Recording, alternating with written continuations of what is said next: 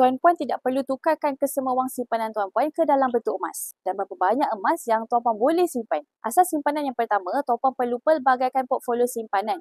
Bukan hanya fokus pada satu tempat simpanan sahaja, ini adalah untuk mengurangkan risiko kehilangan.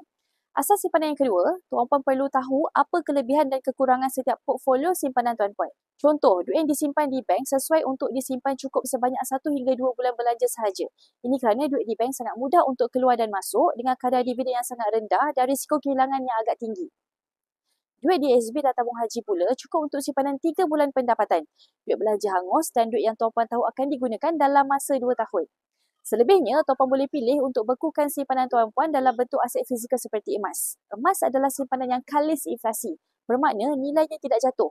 Tetapi berbeza dengan wang fiat. Semakin lama tuan-puan simpan, semakin besar kehilangan kuasa beli.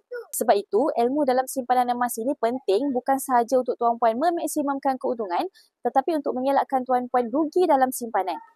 Bagi yang telah bersedia untuk kukuhkan kewangan dengan simpanan emas, tuan-puan boleh isi detail dekat bil biru di bawah atau klik link di bio saya. Nanti saya bantu tuan-puan sebaiknya.